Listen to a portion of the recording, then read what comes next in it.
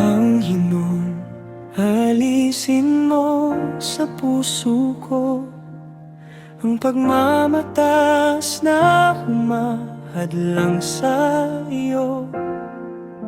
Kapag iniisip kong alam ko ng lahat, turuan mong magpakumbaba't magtiwala. Ayokong maging pusong madaling masaktan, na lumalayo kapag may pagtutuwid na dumarating. Bigyan mo ako ng pusong handang matuto, at biyayang marunong tumanggap ng katotohanan. Hindi ako titigil sa paglago habang may hininga't lakas sa mundo.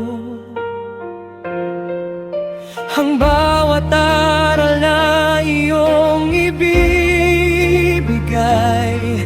tatanggapin kong may pasasalamat. Turuan mo pa ako, Panginoon. Mayroon pa akong dapat matutunan. Hubugin mo ang puso kong ito hanggang maging katulad mo. Hindi sapat ang makinig lamang, kundi sa buhay ang iyong salita. Sa bawat pagsubok at pagtutuwid, ang biyaya mo ang aking lakas.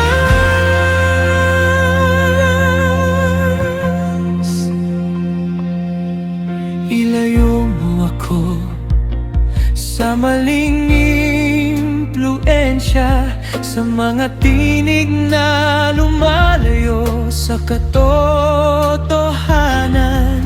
Palibutan mo ako ng mga taong maglalapit sa akin, sa iyong kalooban. At kung may paghihimagsik sa puso ko, turuan mo akong magpasakop sa iyo, sapagkat ang tunay na kalayaan ay nasa pagsunod sa iyong pag-ibig. Hindi laging madali ang disiplina, ngunit alam kong ito'y pagmamahal. Ang bawat luha at bawat aral magbubunga ng kabanalan.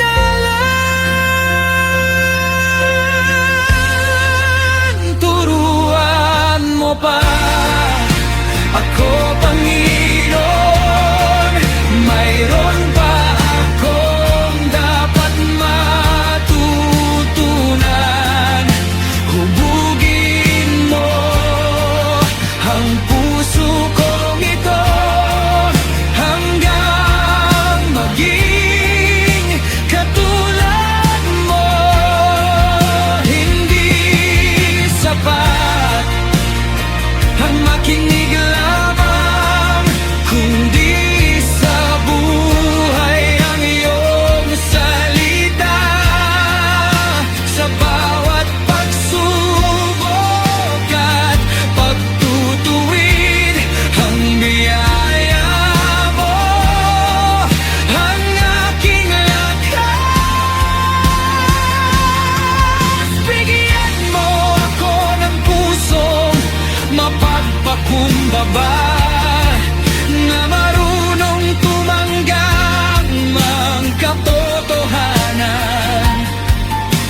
Bigyan mo ako ng pusong masunurin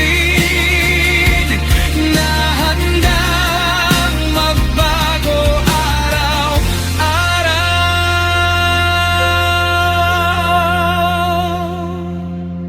Hindi ako lalayo sa pagtutuwid, hindi ako tatakbo sa disiplina, sapagkat alam kong sa bawat proseso mas inilalapit mo ako sa iyo.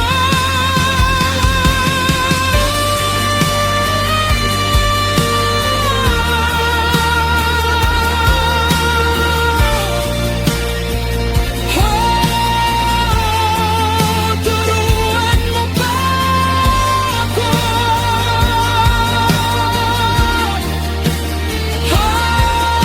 Baguhin mo ang puso ko.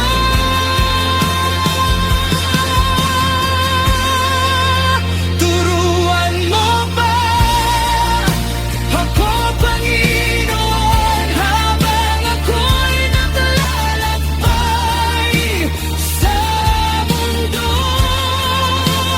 Ang karunungan mo ang aking iilaw, ang presensya mo ang aking gabay. Hindi sapat ang maraming nalalaman kung walang pusong sumusunod sa iyo. Kaya bawat araw ay pipiliin kong mamuhay ayon sa iyong salita.